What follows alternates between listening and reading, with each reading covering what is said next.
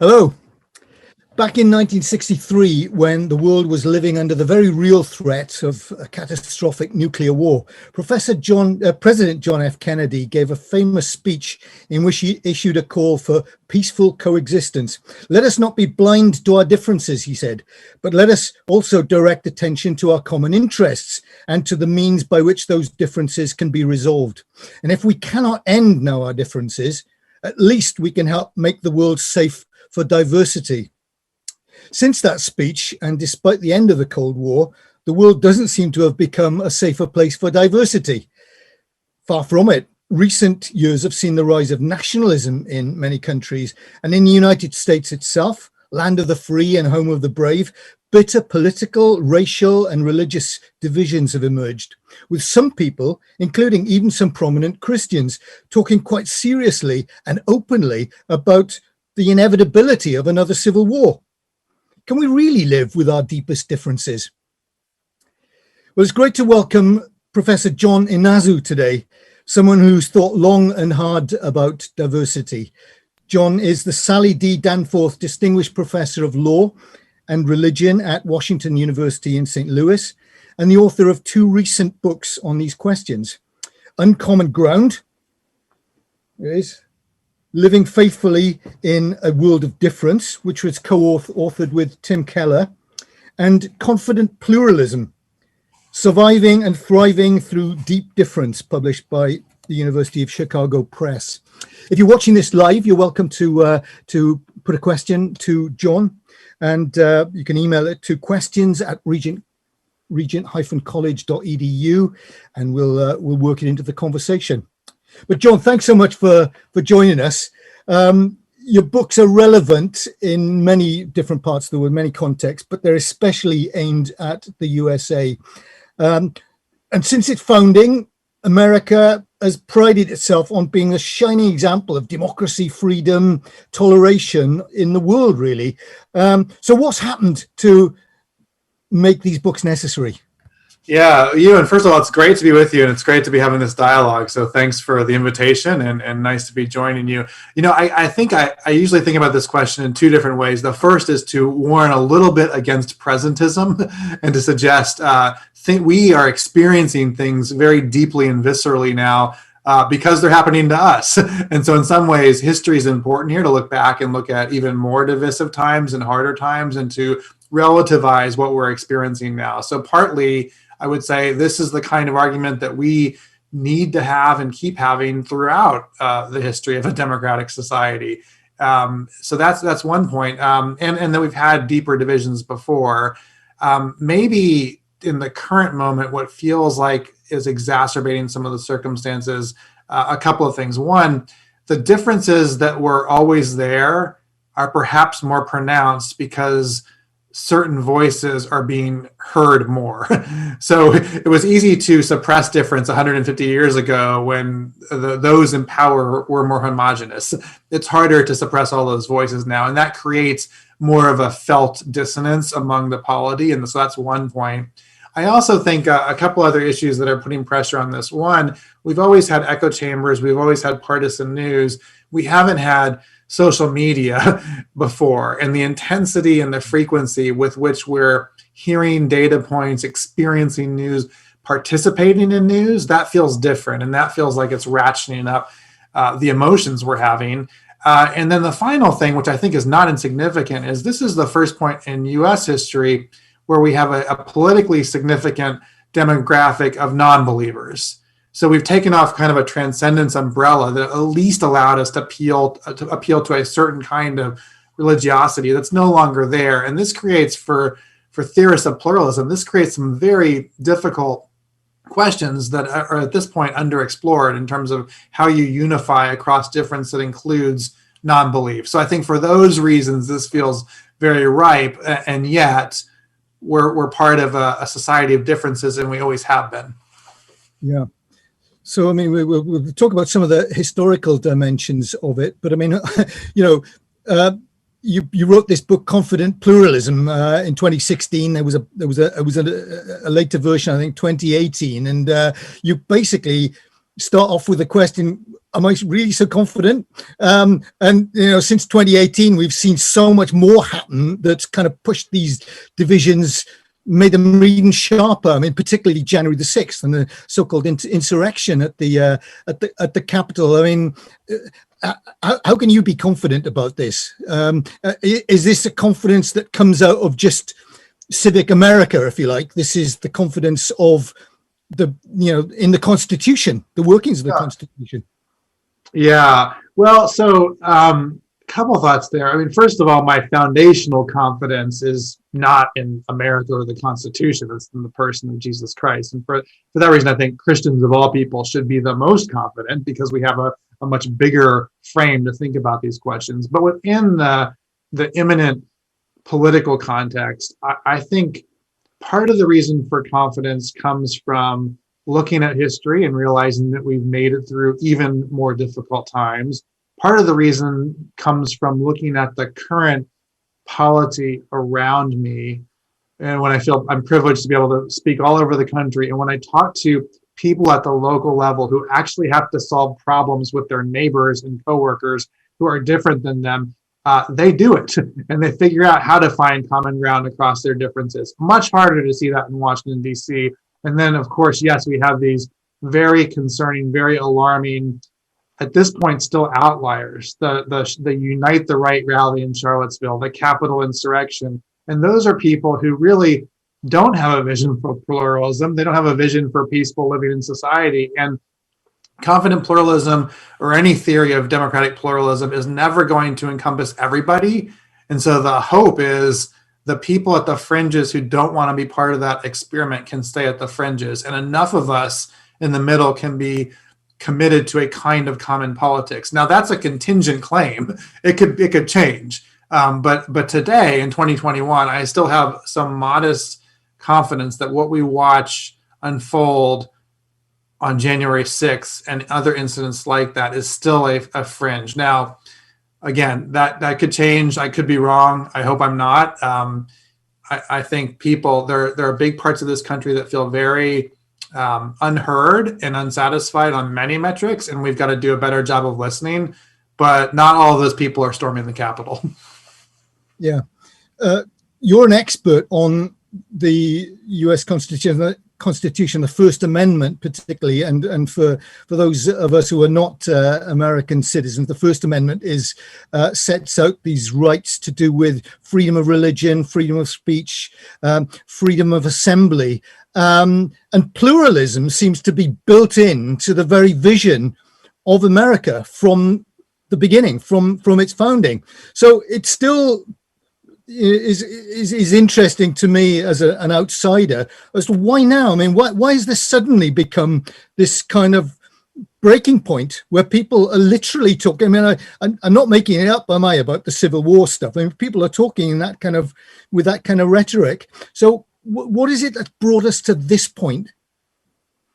Yeah, I mean, I'm still not sure that this is that unique from earlier times in history. I mean, maybe for those of us who of a certain age demographic, it feels the most urgent and visceral. But we've seen this rhetoric throughout American history, both at times that have been very explosive and are well studied, and at other times, especially from fringe movements that have always said, now is the time to break apart society, or this will lead to civil war. And with one glaring and important exception, that hasn't been the case. So I do think that the current rhetoric is incredibly irresponsible and dangerous. We have to take it seriously. We, Christians and others should be thinking about how to mitigate and minimize that rhetoric. But I guess I want to say this is a time for concern, but it's also a time for a kind of opportunity. And throughout American history, Americans have responded to that opportunity. So you mentioned the First Amendment, and at the founding, I think it's easy to look back and say, how hard was it for a bunch of white Protestant men to get along with each other? And look at all the crazy diversity we have today compared to that. True, but at the time, that particular religious diversity among white Protestant men was leading to them killing each other in other parts of the world. And here in 1791, they figured out how to do it differently. And that matters. and the track record of negotiating not just small differences, but differences that lead to people killing each other, and doing that in a less violent way is something that we ought to remember with, I think, a little more robustness, and recognize that that was a big deal. It was a big deal then, it's a big deal now, and we can keep doing it. We have the resources internally to keep doing it if we remember what those resources are and why they're there. And there was a genuine pluralism, wasn't there? Because I seem to remember having seen a letter some time or another from a Jewish synagogue, right from that period, kind of grateful, just expressing their thanks that for the first time in recorded history, their rights were fully being recognized as citizens of a kind of a Western country, if you like. Is that right? But certainly Jews were included in this from the beginning, so it was genuinely pluralistic. Well, it was yes and no. So yes, pluralistic in that sense. There were also Muslims in the United States. There were Native American religions that were given some version of religious freedom, depending on what part of the country you were in. And at the same time, there was massive political disparity, right? Not to mention women, African Americans, and others who fell well short of everyone being created equal in the aspirations of the Constitution. But you're right, as a matter of religious freedom, what we saw here at the time was far different and far more expansive than we were seeing elsewhere in the world, including to some non-Christian religious manifestations. You say in Uncommon Ground that the fact of pluralism is one reason why the United States is not and never has been a thoroughly Christian nation. What do you mean by the fact of pluralism then, actually? Right. I mean, so here I'm building a little bit off of John Rawls and other kind of political theory observations, but just that we have, as a descriptive matter, these deep differences that prevent us from fundamental and actual agreement over the most basic matters, like things like, what is a human being? What's the purpose of the country? What counts as human flourishing? These are pretty big questions, and it turns out we don't agree about those questions, and maybe we never did. What happens when you die? Where do you go when you die? What does it mean to be a good person?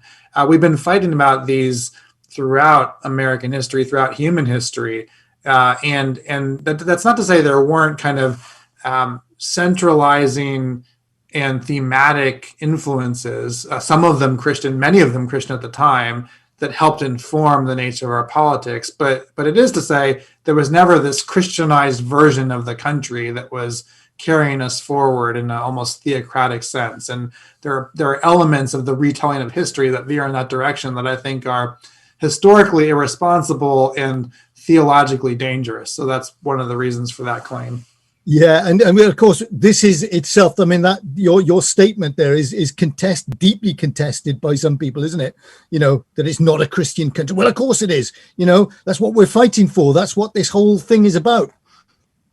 Right. I mean, and there is this sense of loss of political status, of control. And in some sense, this is where it gets quite complicated, because as a sociological matter, I can understand part of it, right? There's been this deeply formative white Protestant ethic in middle-class America for a long time. And that unifying ethic allowed a lot of institution building. When you look at the 20th century and the building and the maturing of colleges and universities and hospitals and massive social service organizations, largely through American Protestantism and then later Catholicism and Judaism. So that kind of agreement and infrastructure building was very important, and it came along with a kind of political power, or at least baselining of assumptions.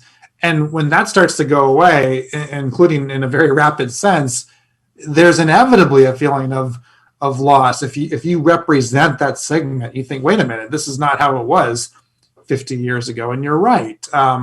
But that also came at a cost. That unification relied on and required suppressing difference in some ways. And I think that's what we're trying to sort through now in the current moment.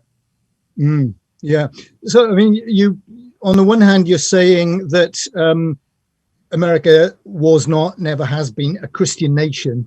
in that sense.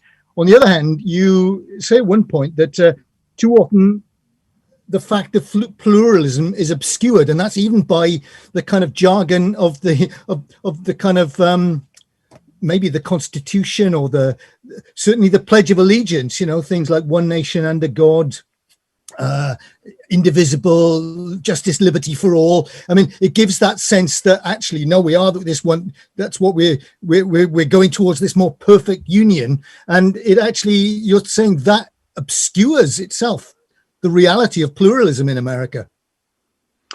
I think that's right. And I think we find it both from political and patriotic rhetoric and also from religious rhetoric. So at the patriotic level, from our documents themselves, this idea of a more perfect union, or as you said, one nation, or pursuing unity, that seems to be dissonant with the lived experiences of a lot of people. What is it? I mean, sometimes I'll ask students, can we name that which we have in common? What are we unified about? Is it just the military and the Olympics? Because that seems kind of thin.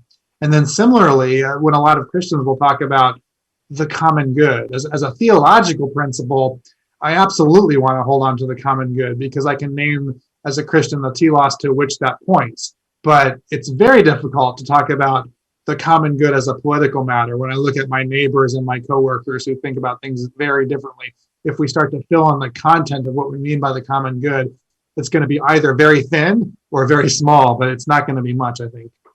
Mm-hmm. So you've kind of alluded to this already in a way, but whatever the faults are on various sides of the kind of cultural argument at the moment, uncommon ground is certainly addressed to Christians.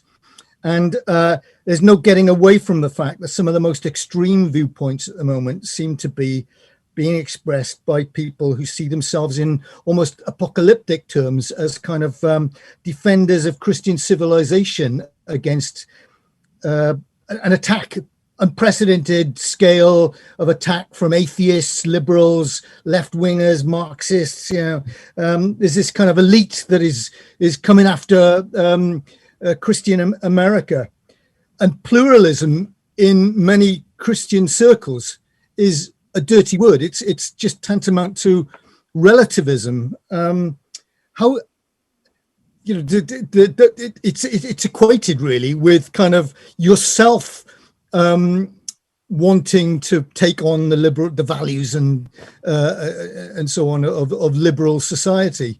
How do you deal with that? Yeah, there's a lot in that question. It's really important too. I would say, first of all, there has always been a version of fundamentalism that has been basically in that camp. It's ebbed and flowed in terms of the numbers, but there's always going to be the fundamentalist who says all of this is scary, all of this is dangerous, it's not how it should be. And those people have been to varying degrees influential in American Christianity.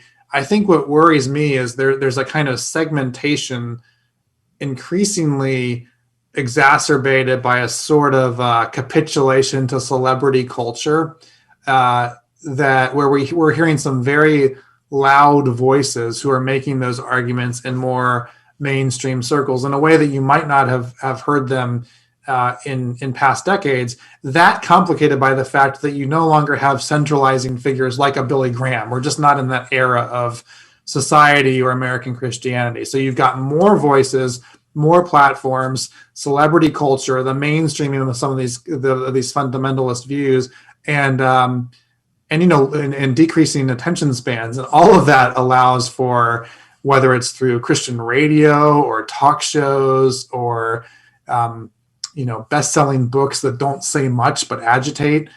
These things are creeping into American Christianity, and it becomes a matter of formation. Are you gonna listen to the prayerful, thoughtful pastor who gives you a 20-minute sermon once a week, or 20 hours a week of news sources, news radio, social media that have a very different message for you? And ultimately, people are going to be formed probably more by the latter than the former. And I think in terms of that sort of culture, the kind of media culture that you're talking about, it's hugely influential. I think people in other parts of the world, certainly in Europe, we don't recognize the scale of these enterprises. They're huge, aren't they? And have big audiences. But when you heard Donald Trump for years talking about fake news and being very, making everybody suspicious of whatever might come out of the New York Times or CNN or any of the kind of lamestream media, as he called it. I mean, that sets up this sense of us and them in a profound way. So pluralism is kind of excluded from that very culture, isn't it? Oh, that's exactly right. And really, I think the market influences driving current U.S. media are, when you put it that way, they're not helping with pluralism, right, in both directions, because, and we're the problem because we are the consumers of that media and we're paying for, they're just reflecting our preferences. Well, and you come from this background as well. So you've seen the collapse of professional media under tremendous budget strains and the loss of editors and the sense in which the democratization of the internet that was supposed to kind of give us greater news and greater ability to absorb information outside of these kind of censored or edited circles, it has created a cacophony that has gone just the opposite direction. So we don't know what to think. We struggle with understanding expertise or authority. We're attracted to personality and celebrity, and none of it. This idea of a professional media that can help mediate ideas for us is quickly imploding. And in its place are these, I think, very pernicious influences that are less thoughtful, less professional, more agitated, and then add to that the algorithms and the companies that know that we're responding to this stuff will respond to more of it, and they can help shape our brains to be even more receptive to it. So that seems like a very bad recipe for trying to figure out pluralism. When you meet a Christian who says to you, look, you've just gone over to the other side, pluralism is relativism, what's your response to that? Yeah, and I do get that question from time to time. So first I'll acknowledge there are versions of pluralism at a philosophical or theoretical level that do lapse into a kind of relativism, where the idea would be all difference is inherently great. And of course, Christians can't accept that premise. We don't think all difference is great. When I'm talking to an atheist friend and we're disagreeing about sports teams, I can celebrate that difference. When we're disagreeing about the existence of God, or how humanity is redeemed in the image of Jesus Christ, that's a difference that I lament. I don't rejoice in. So pluralism is not relativism for Christians. And then I think it's quite different. And I find a lot of Christians struggle with this. There's a difference between describing or acknowledging a matter of description and making a normative point about how things should be. So I can say, as a descriptive matter, the people around me think a lot differently than I do.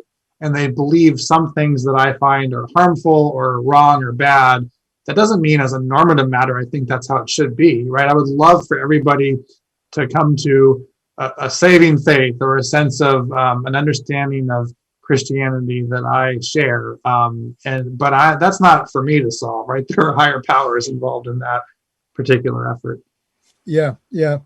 It's interesting to me that in the United States, the driver of these kind of these cultural conflicts at the moment, and the driver of the issue of pluralism, is really a conflict between, or seen as a conflict between, the kind of religious right, the Christian right, and kind of secular liberalism. In Europe, that the source of the bone of contention, if you like, is often seen as the kind of conflict between secular values of Europe and Islam. And I wonder, obviously we've seen huge conflicts in the world really since, I suppose, 1979 and the rise of Islamic fundamentalism, the Iranian Revolution, Ayatollah Khomeini and all of that stuff.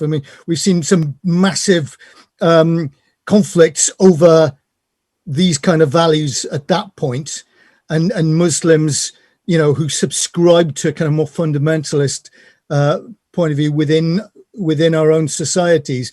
That seems to be the thing that's driven the conflict in those places. How much do you think that's played in to the debate in America? How much of a kind of is that in the background of these other conflicts? Oh, well, I mean, yeah, I think it's mostly a boogeyman. So it's interesting, right? I mean, as a matter of geography and politics, I think European countries are dealing with the political and demographic challenge of Islam in a way that the United States isn't, and likely won't for a long time at least. But there's certainly become a talking point for some on the conservative Christian right, who see, as much as they're concerned about a sort of liberal secularism, they're also concerned about a fundamentalist Islam. And I've always been quite baffled by this, because when I speak around the country, I'll inevitably find somebody who will listen to a lecture I give and then come up afterwards and say, well, I agree with so much what you're saying, but what about Islam? Like, certainly we can't have Sharia law in Tulsa, Oklahoma.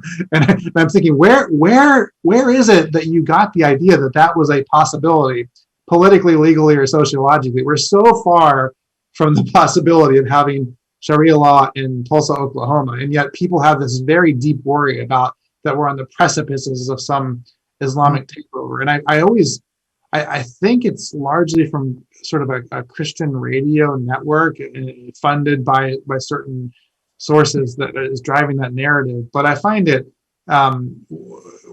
almost weird, because it's just like, if you were to pick the top 20 issues to think about as an American Christian, even in the realm of politics, that wouldn't make the list.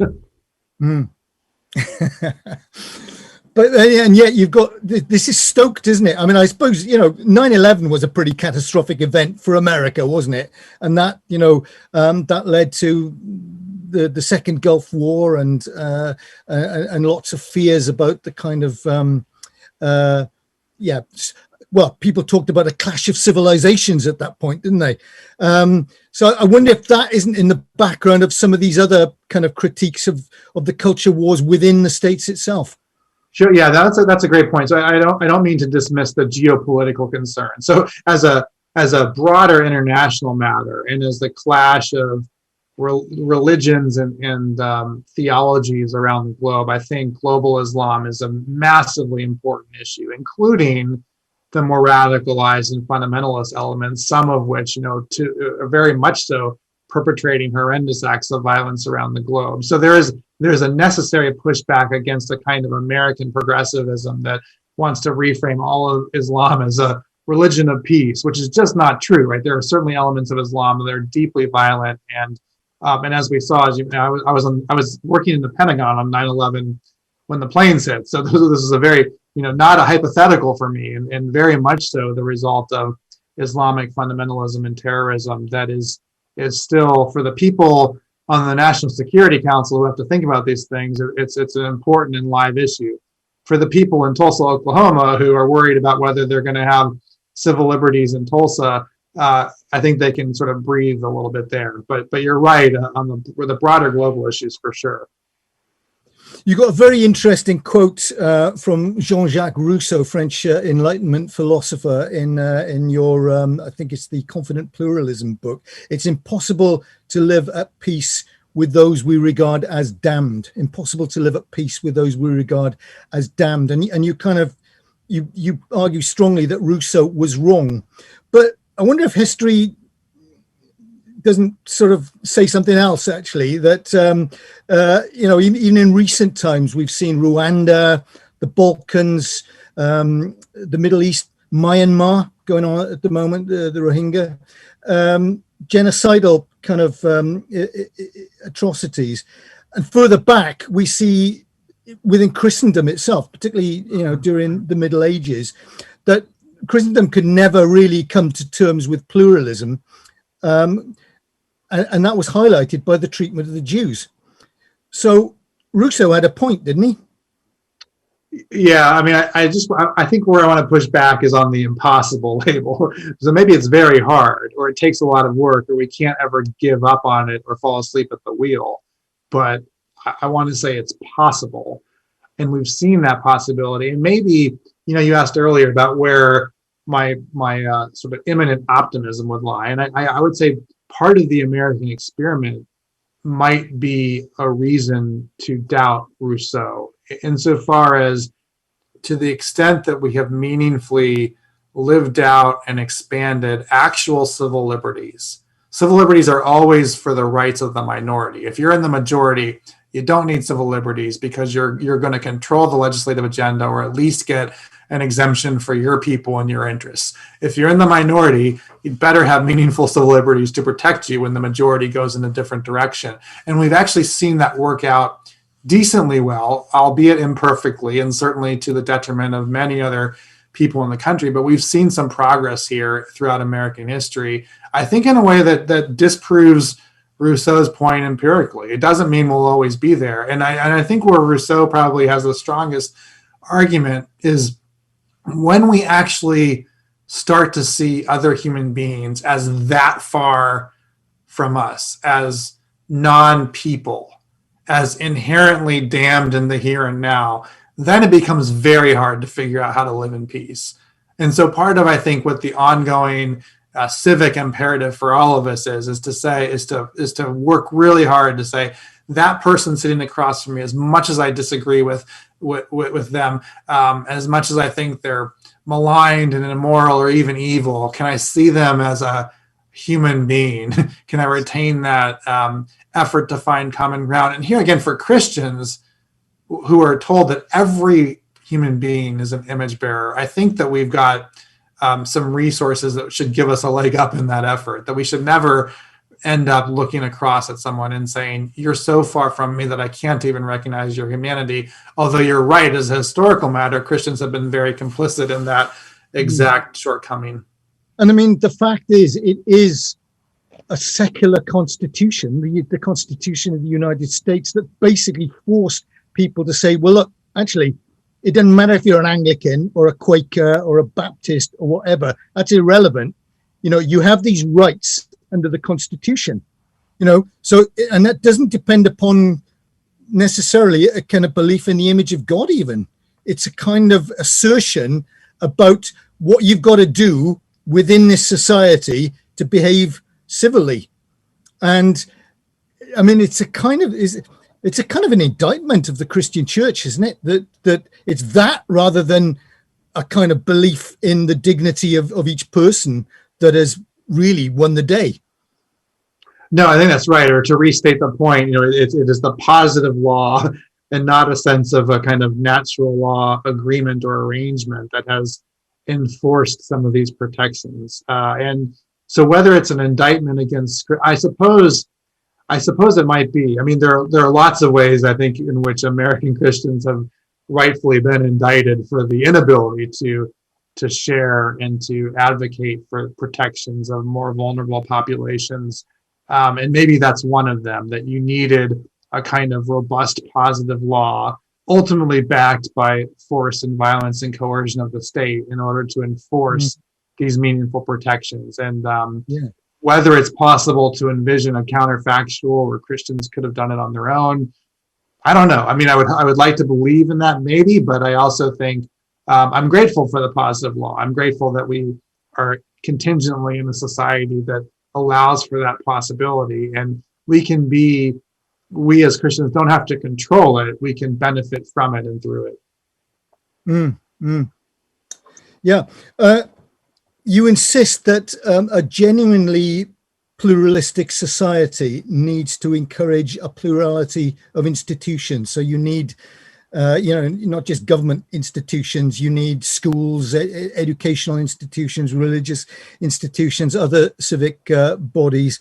And, that you kind of say it's important that these are allowed to flourish, that these are encouraged to flourish within a society. But I wonder if in the States, this isn't actually part of the problem.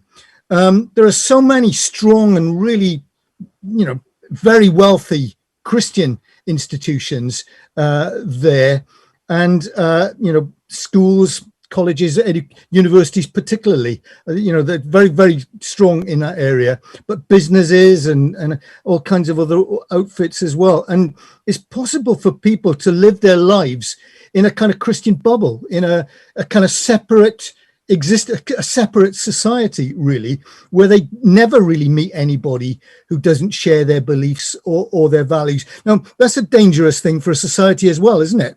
So isn't there a limit to this? I mean, those encouraging those kind of institutions, you want to say, no, actually, it's a very good thing to be educated with non-Christians and, with people who don't share your opinions.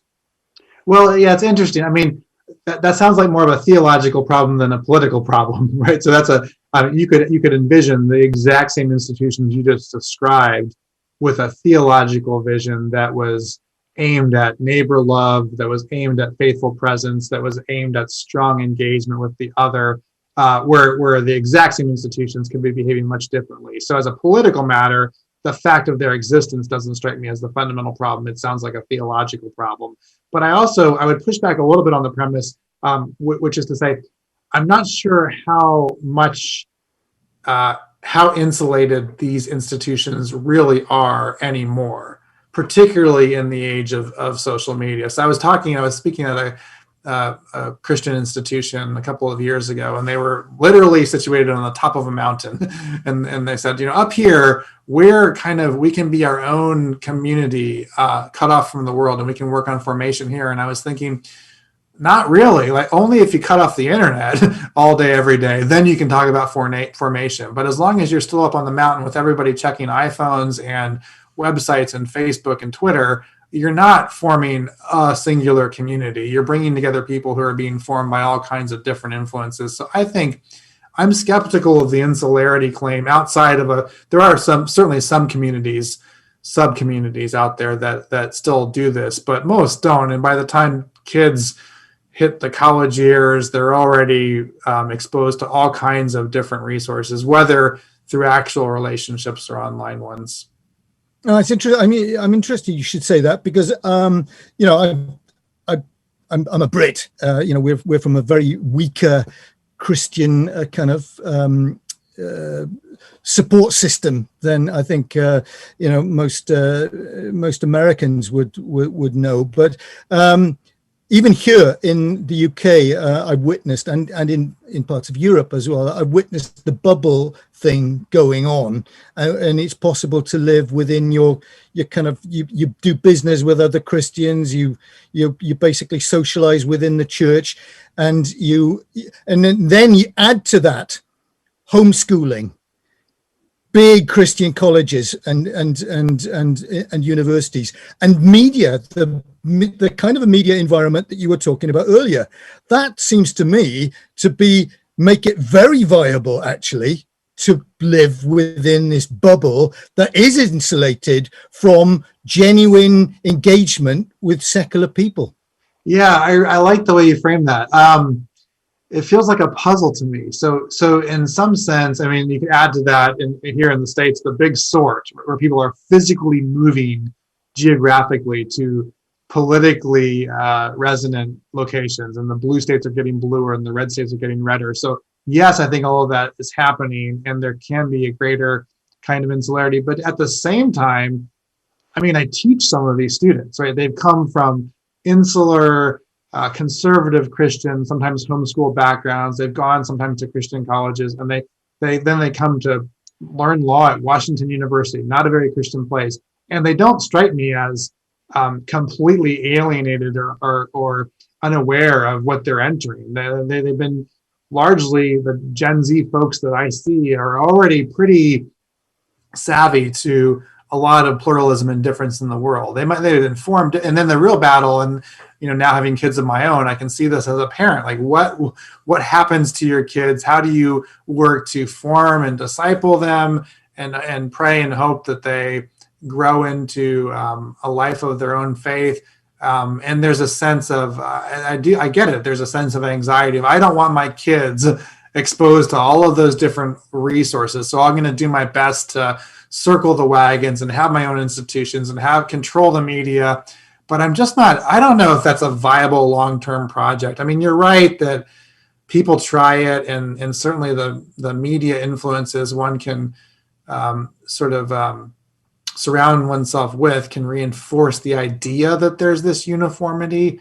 But how long does that last? I mean, when your kids are 30, are they still going to be trapped there, or will they have met someone or read something that gives them a different view of the world? And if and when they do, have you prepared them for that kind of engagement? And those to me are the more salient questions. But I'm wondering, I mean, you raise yourself the question of the nuns in the States, people who declare themselves on the census as, of no religion now, rapidly growing number. I mean, it's really kind of quite remarkable, isn't it? But you kind of speculate the extent to which that is actually caused by this kind of bubble mentality. People wanting to get away from this monolithic culture that they feel they're part of, where church life and politics and everything seems to go hand in hand. Yeah, no, that's right. So certainly the conservative politics alignment with conservative Christianity, my sense is that younger generations are, and the polling data suggests this too, are just increasingly turned off by that, and then add to that this I think growing and continuing distrust in institutions and institutional authority. So among the demographic of the nuns, the people who disaffiliate completely, there are clearly a growing number of atheists and agnostics, just pure non-believers. I think this is more anecdotal than evidentiary, but I think it's probably right. There are increasingly younger Christians who are just turned off by the institution of the church. So they haven't given up on God. And actually then that raises really important questions about who's forming them and what are their influences. But it's not going to be the church. And then they're watching everything from institutional power grabs to the Trump evangelicals to Ravi Zacharias and on, and saying, I don't want any part of that. So I think for when I think about the 20s and 30 somethings that I'm interacting with all the time, and I'm talking about the Christians, the deeply formed and committed Christians among them, they're looking around and saying, who are the role models? What are the institutions to help us? And they're coming up empty in a lot of ways. Mm. Just a reminder, folks, if you're watching live, you can put a question to John Inazu, questions at regent-college.edu. Happy to receive those.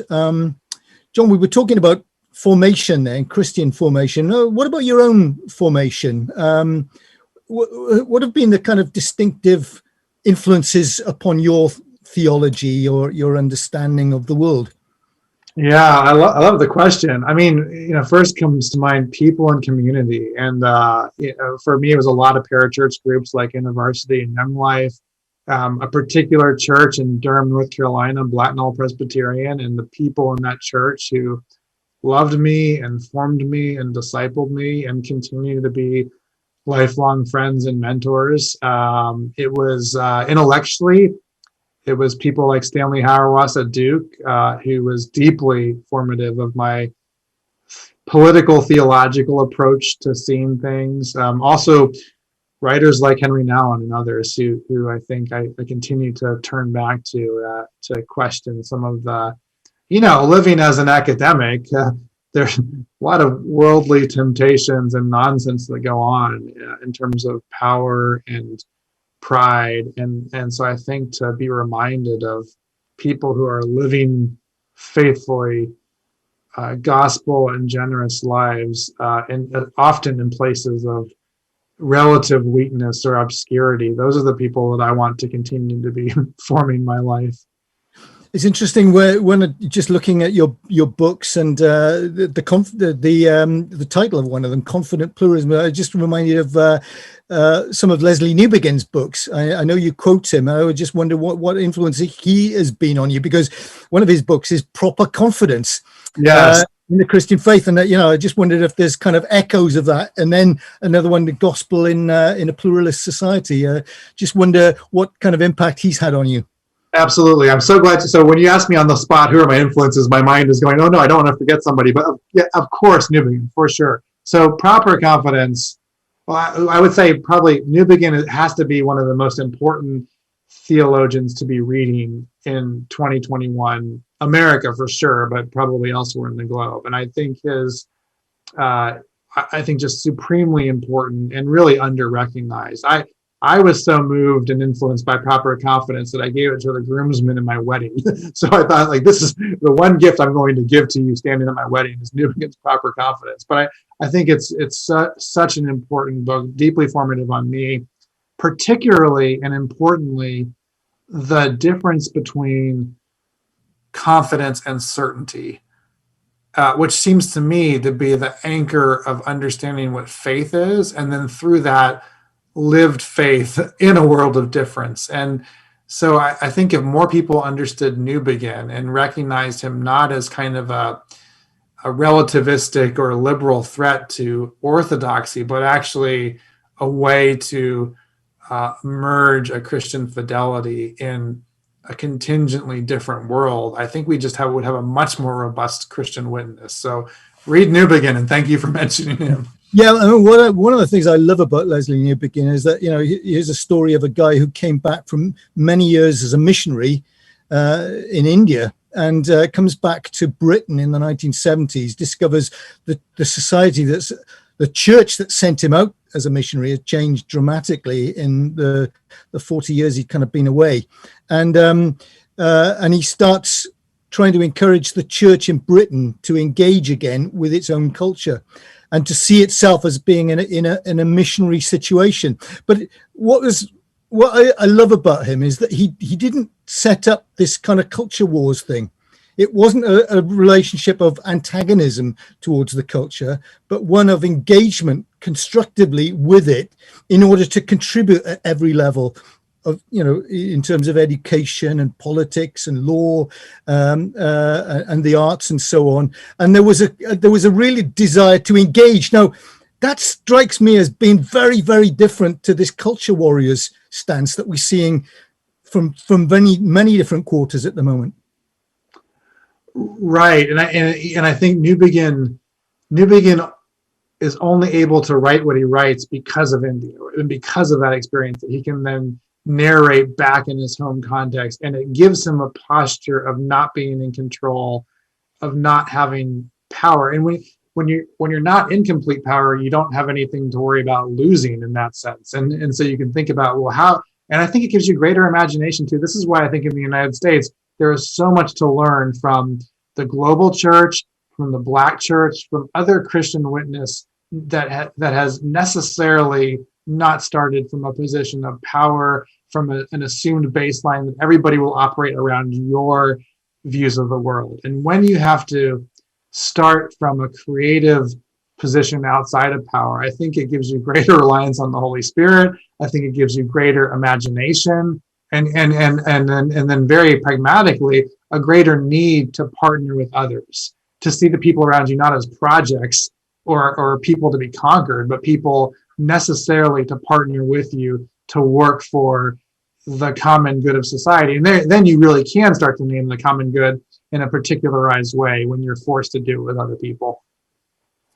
I was fascinated to read somewhere in your book, well, the Uncommon Ground is actually dedicated to your dad, isn't it? And I was fascinated to read that he was born in a US concentration camp, fundamentally, the Mazenmar, is it? Internment camp for Japanese Americans in the Second World War. He was born there. That must have had an impact on your own understanding of pluralism and even your kind of sense of belonging in America to a degree. Yeah, absolutely. And so I think I'll often tell people my entire approach to civil liberties starts from the premise of not wanting to have an unfettered trust in the government, because it was the government of the United States that actually took away all of the civil liberties of my grandparents. Before World War II, my grandfather had an engineering degree from Berkeley. They were settling in as a middle-class family in Santa Monica, and they lost everything, right? Freedom, financial resources, home, pride, everything. And my dad was born in this, as you mentioned, in the camps, and then in extreme poverty because of the camps. So this is not an abstraction for me in any way. And when I think about that wasn't that long ago, and others in this country have similarly or even more egregiously suffered at the hands of this government. And so one of the things I sometimes encounter, particularly in white Protestant circles, is this sense of back to the sense of loss we were talking about. Things were so much more coherent back then. And I always struggle to think, when exactly back then are you talking about? Is it 1950? Because that wasn't a great time for my family, or for a lot of African Americans, or for a lot of women. And so there are many, the back then narrative, I think, forces the question of what point back when. And I think if you actually think deeply about it for a few minutes, you realize there is no golden era to return to. And the lived testimonies of people who were on the wrong side of the government can very easily convince you of that claim. Your reflections on the role of race and this as a dimension, not just of American life, but of church life, are really interesting, and obviously informed by your Japanese American heritage. And I wonder if you could say a bit more about that, because it does seem to be whether it's just because of the Black Lives Matter in movement in the last year, but this again seems to be a real point of an issue in the States, and something that many Christians are fueling the fires, perhaps on both sides. I don't know, but you were brought up in a white church, yeah? Right. And so in Uncommon Ground, in the introduction, Tim Keller and I say this has got to be the most significant issue of difference that we're experiencing as American Christians right now, and it's so complex and so important, and it's messy and hard, and often. I mean, you mentioned my own upbringing. I moved around a ton, so there was no single church, but in every church I went to, it was vastly and majority white, so much to the point that I didn't recognize the whiteness of it. And I imagine, I'm in a mostly white church now. I imagine for most people in mostly white churches, you don't think of it as the white church. You're not looking up there thinking, oh, there's the white pastor, or there's the white musician, or worship leader. It's just church to you. But that's the point. It becomes kind of baselined as normal. And then everything else that's the Black church, or that's the Asian church. But I don't think the economy of God works that way. I don't think ecclesiology works that way.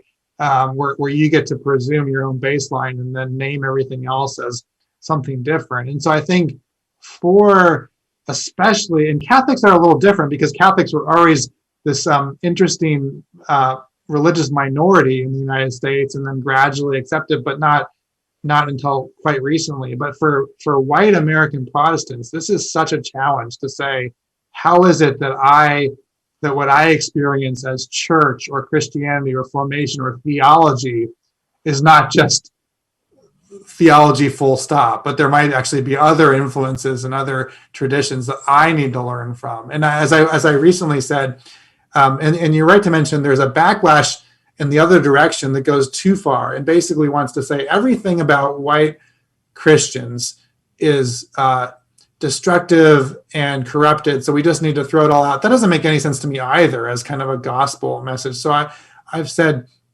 white Christians need to figure out how to have a place at the table without hosting the meal. That's the challenge, but that's very hard to do if you're used to hosting the meal for a few generations. Yeah. You've obviously had some pretty nasty experiences. You tell of one kind of social exchange on social media. I mean, you don't need to go into details, but I mean, it's pretty instructive. Yeah, I've been surprised at the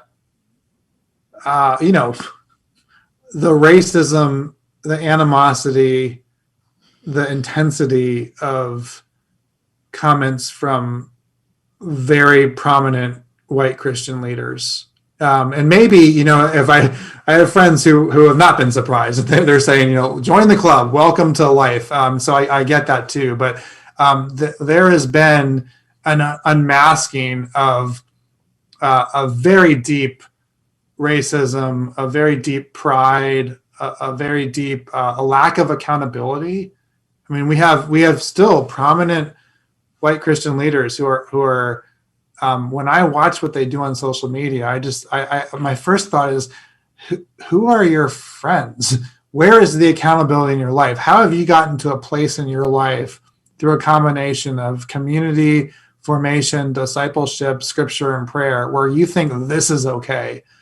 It's very discouraging. It's amplified by the way that current networks and funding structures and institutions align today, so that a lot of those people won't face serious accountability anytime soon, and that's discouraging. But then on the other hand, the kingdom of God has never worked kind of with the world's power structure. So I'm confident in the longer term that the people who are going to be making a difference in the lives of my kids and their kids are probably not the people we all see as the big leaders in the evangelical church today. So, as far as you're concerned, how do we find common ground? I mean, acknowledging the differences, recognizing that people are, coming from all sorts of beliefs, values. How do we find common value, common ground in a society where there are such deep differences? Where do we begin? Yeah, so I think the starting point, and you alluded to this in the question, is naming the differences with specificity and authenticity, not papering over the differences. And I think we do a terrible job of this in a lot of institutions. We pretend that the differences don't matter. We assume agreement, and we actually need to do the hard work of naming the disagreement. And then within institutions, and this is something I heard from Cornel West years ago, it was such a brilliant dichotomy to me. You gotta distinguish between reform and revolution within institutions. If you're in reform mood, you're really trying to change things and make things work, but you're respecting a certain set of authorities and structures, and you know that this is the system, and you agree with the system at least enough to stay within it. When you give up on the institutional system, then you enter revolutionary mode. And then, as a matter of, especially I think for Christians, as a matter of integrity, you need to part ways and do the work outside of particular institutions or networks. And then this is to your common ground point. We can start as Christians by being a little more gracious and generous and charitable with each other when we find ourselves on opposite sides of those lines. And to say, I might think you're deeply wrong in ways that have eternal consequences, in ways that matter significantly, but you're still a human being. And in fact, you actually agree with me on a whole lot about the world. And so we already have a lot of common ground we can work from, instead of sort of castigating each other as the world's worst enemy. It's hard enough to do that among fellow Christians. And then how do we extend that to our non-believing neighbors and to the people in the world who think that we are the evil ones, or the terrible ones, or the incoherent ones? And then I just think that we've got to start as Christians with the command from Jesus to love and love generously and to forgive, that we should expect some of this to be hard, that we should expect some rejection in the world, and that's okay. When I think about the way that some of us either engage or fail to engage out of a sense of fear or rejection or anxiety, I think the call of Christianity is probably to be a little more than that, and to take greater risks because of our confidence in Jesus Christ, and because we know he promises some challenges and hardships along the way. Got a question here from Dwight Newman. John, I think you've written some comments on evangelicalism and racial issues. Can you speak of how your concept of confident pluralism helps with racial issues in the present moment? We've touched on that a bit, but anything else you want to say there? I would go back to the point I made earlier about the importance of naming what the differences are. And I think we're in this moment in American Christianity and American evangelicalism where certain voices are maybe finally being heard about the depths of some of the challenges. And so naming the challenges and the differences is step one, but then doing something about them is step two. And within the body of Christ, within the Christian community, there's not really the option of just letting all differences exist and manifest. If there are harms, sins, and wrongs that need to be repaired, then we're called to repair those, including with acts of contrition and repentance. And I think there's a lot of work that is left to be done there. We could ask questions. Why is it the case that the overwhelming buckets of funding within American evangelical philanthropy are in almost homogeneously white circles? Why is that? Could it be that there were some effects of history, including complicity by the Christian church, that led to those disparities? And if so, what can and should we do about them? Those, I think, are very, very practical, very hard questions that will need to be addressed if we're going to take seriously the future of the Christian witness within this pluralistic society. And I'm hoping that more voices will be open to those conversations. Great, thanks. Another question from Alex Strogsheim. How do you encourage confident pluralism among those of us who are pessimistic that the Christian voice will ultimately be ignored by the other voices at the table? Yeah, I mean, there I think you just kind of point to the long game, right? The gospel has no guarantees that you'll be heard or that you'll be persuasive. It just tells you what to do. And it tells you to persevere and to hope and to speak truth and love neighbor and honor God. And so we've got the playbook. We're not guaranteed any results from what happens. And so I think I guess the answer is we keep showing up to the table as long as they'll let us there. We watch, I think, as representatives of Christ, as Christ's ambassadors standing in this place. It matters not just what we say, but how we say it. It matters how we're serving others in our embodied lives, and we just keep doing it. And how others respond, that's less in our control and less our responsibility. And then I think, and this is where I really think there's, I don't know, I hope it's some fun and contingency and opportunity. Because we don't know how others respond. When others respond, we're faced with new challenges, and then as a body and a community, we respond to those challenges without knowing what they're going to be in advance. Great, thank you. And this is a question from my old Welsh buddy down there in Tennessee, Guy Griffith. Can you talk about the role and rise of homeschooling in the conservative evangelical circles that diminish pluralism? So we've touched on that a little bit already, but this is a massive movement. You want to say something about that? Yeah, it is a growing and massive movement. It's also quite varied. And so I can only say a little bit only because I don't know enough about it, but I know enough to know that it's quite varied. And I've seen some tremendous successes and some tremendous challenges out of homeschooling formation.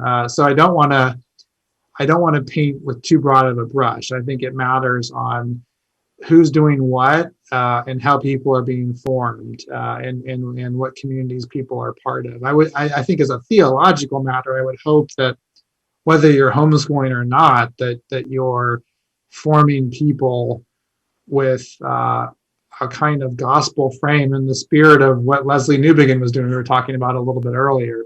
But whether particular manifestations are good or bad, I just have seen too many examples of both to generalize. Yeah. Okay. Well, Uncommon Ground is actually, I mean, you co-edited it with Tim Keller, but it's actually made up of contributions from a whole bunch of people, stories of how they have engaged and found common ground or tried to find common ground. And some of them are artists, some of them are pastors, some of them are academics, entrepreneurs. But you describe yourself in your section as a translator. Now, I see the CV, and yeah, you are professor of law and religion. Why did you describe yourself as the translator? Yeah, part of the benefit of being in the book's editor is I could pick the role that I wanted to assign myself.